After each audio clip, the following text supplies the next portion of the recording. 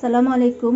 আজকে আমি রান্না করব ইলিশ মাছের মাথা আর লেঞ্জু দিয়ে কচুর লতি। তো প্রথমে এই যে আমি পেঁয়াজ দিয়ে দেব,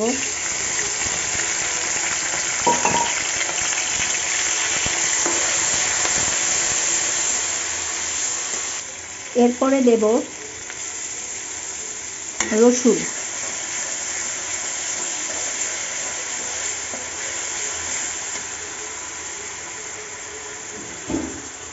দেব হলুদ মরিচ লবণ একসাথে,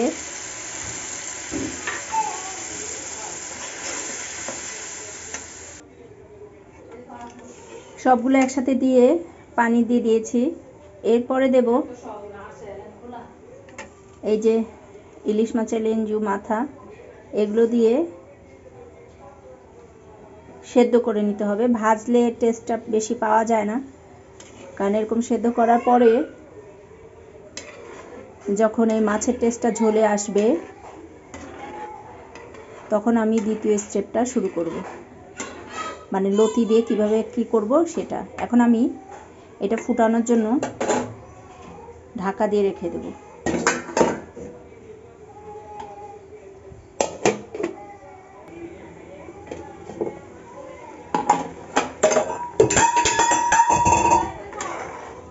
দেখেন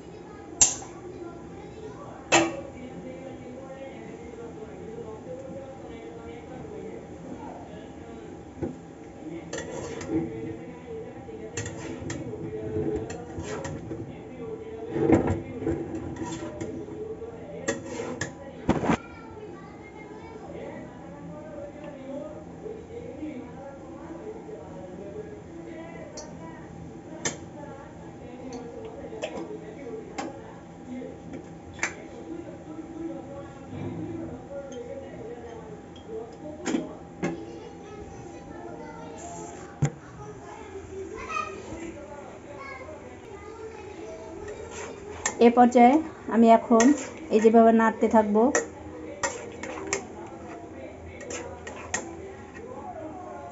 এই যে ঝোলগুলো এখন শুকাবে, শুকালে কি হবে বলেন, এই টেস্টগুলো এটার ভেতরে চলে যাবে।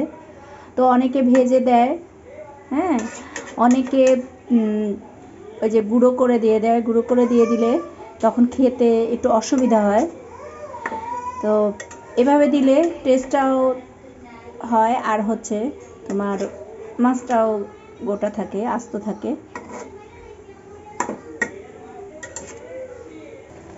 দেখেন লতিগুলো যখন এই পর্যায়ে এসে পড়বে, মানে সেদ্ধ হয়ে যাবে, এই যে সেদ্ধ হয়ে গেছে, এই পর্যায়ে আসবে, তখন আমি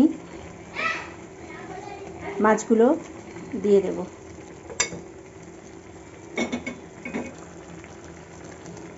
এখন দেব কিছু কাঁচামরিচ, দিয়ে চুলাটা তখন কম করে দিয়ে রাখতে হবে, যাতে ঝোলটা শুকায় যায়, তেলের উপরে উঠে আসে। অনেকে ঝোল খায়, ঝোলটাও খুবই মজার, কিন্তু আমার কাছে শুকনো শুকনোটা ভালো লাগে। তো আমি এখন ঢাকা দিয়ে রাখবো, কিছুক্ষণ পরে আবার দেখাচ্ছি।